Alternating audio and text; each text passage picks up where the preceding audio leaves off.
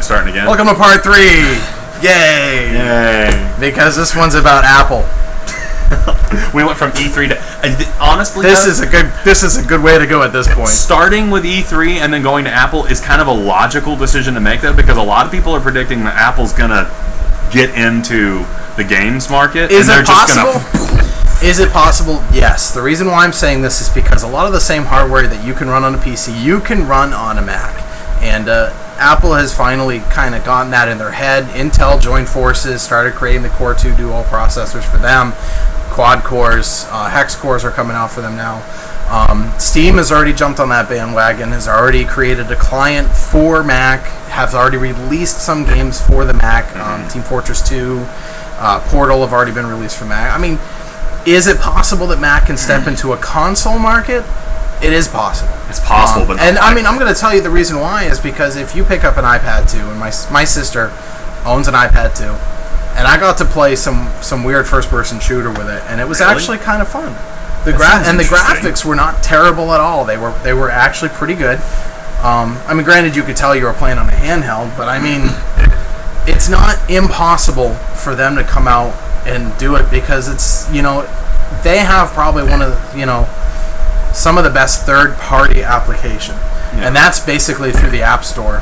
Is that if you go through there, you will find so many games created by companies you'll never even hear of that are pretty good. Angry Birds. It's also good on my Android.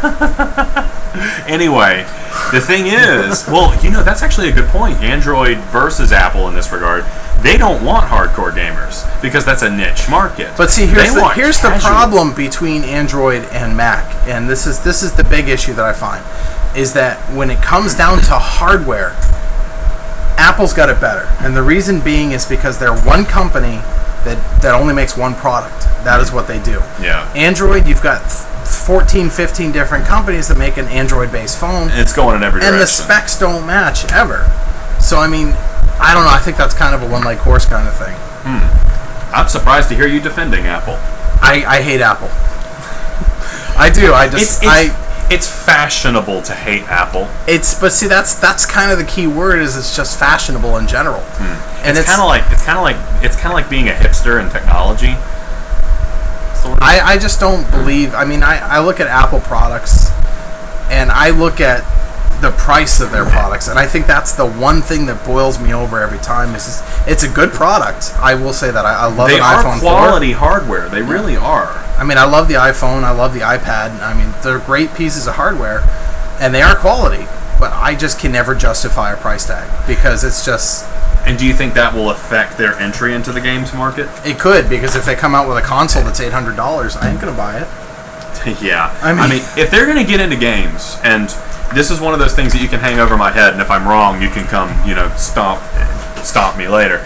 But I don't think they don't want a console. They absolutely 100% don't want to have a console. What they would want to do is they want to capitalize on the iPad and the iPhone. That's their market. That's and I don't niche. disagree. And the reason being is because they've already released a statement. Steve Jobs released a statement recently that stated that he believes the future of every industry now that's in the PC field or even in that is going toward tablets, handheld devices.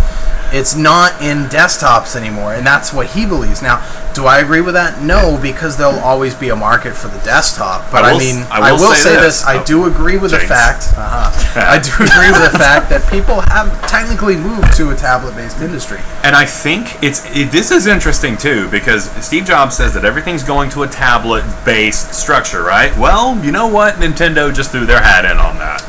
Yeah, except for the fact that you're totally stuck within a 20-foot radius of the Wii U. Oh, yeah, I know. That's just a nightmare. And it only takes one?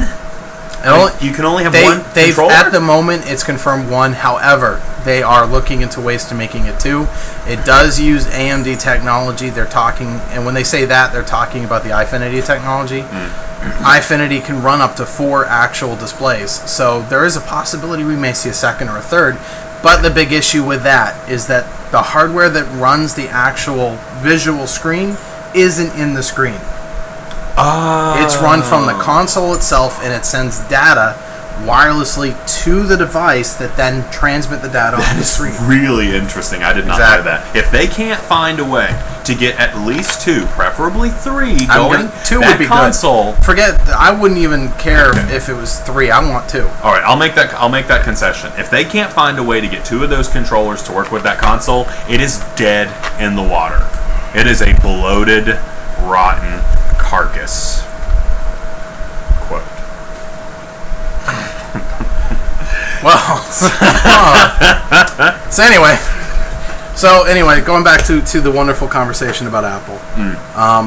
Apple, I don't think is the best company in the world.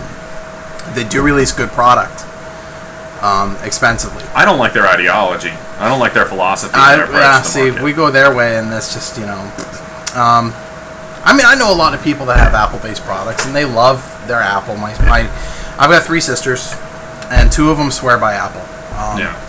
You know, one of my sisters runs her 27-inch iMac all the time, loves it to bits, and then my other sister has her iPad 2 or iPhone, and it's just like, ugh. One of my best friends is completely Apple this, Apple everything. He even has an Apple TV, which are still pretty... It's not bad. Not bad. I like the Apple TV, the concept, but I mean, then again, we've got so many other versions of it out on the market now, you know. Do you think there's any way, and this is a crazy question, but I think it's alright to have a crazy question. Do you think there's any way they could jerry-rig, like, the Apple TV to run games via streaming and actually run it from a server somewhere else? Because that would be a nightmare for the others if they could actually do something. I don't think so. And I mean, the only reason why I'm saying that is that I just don't think it's got the capability, especially for a keyboard and mouse alone. Yeah. I mean, that would totally kill, or even the ability to plug in a controller. I don't think that's possible. I'm not even sure if now, if you're talking like a Mac Mini or a Mac in general, can it? Yeah, probably. Because there are a lot of OnLive is a new product that came out too that pretty much does that streaming concept where you've got a box that you set on your TV and it just streams the game to you while you're playing it. Yeah. And I mean, if you have a service like that, you don't have to pay for hardware costs. You just pay for the subscription. Everyone goes to the Netflix model. Netflixization. Part 4! No, I'm just kidding about that. But we'll probably hit a part 4 later. Yeah. Now, see, yeah, I do believe that'll happen. I do believe eventually everything will be cloud. It might not be there yet, though. I mean, it might be taking We're getting there. I mean, OnLive's already out, and it's from what I've read, some of the people that have tried it like it so far, and then there's a couple other companies that are in beta processing right now that may end up doing it too. And that was one of the ways, and this was a long time ago, and I never really figured it, I never heard anything else about it, so I assume it was a failure, but that was one of the ways that they were going to try to market video games into like developing economies so that you could actually just buy the box and stream the games. And it was like what they were doing is they had like Dreamcast era games like going back from that point, so even though they weren't advanced at all, you could basically play from this extensive library of stuff. So, and if that's where the money is, that's where the innovation is going to be. Well, see, that's the big thing is that where is the money going right now, and that's everybody's realizing is streaming is really what we're going to be leading into eventually. I mean, there's no doubt about it. We've already got the movie model going that way. Music's already been streaming. So the next essential thing would be going ahead and start doing gaming itself. I mean, it's highly possible to create a streaming service. Other companies have done it. It's amazing how much cost the console manufacturers have had to eat by manufacturing those things. And the weird thing is that Nintendo seemed to have a winning model with the Wii because they actually made money off of the purchase of the console. Yeah. But there's still, I mean... Nintendo played it smart with the Wii in the first place because it was a cheap console to create. And the reason why it was cheap was that they gave up on certain features. DVD.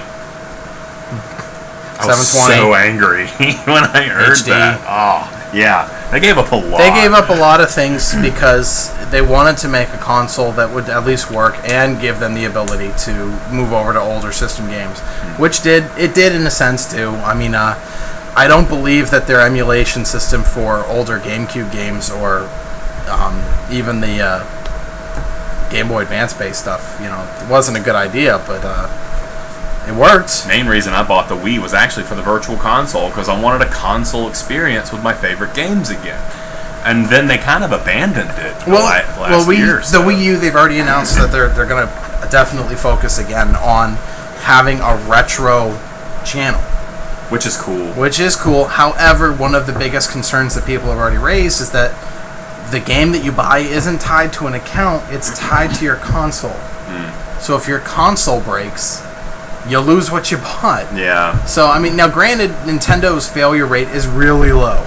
It's not like Red Rings of Death. It's not like the or PlayStation Network, although Nintendo got hacked too.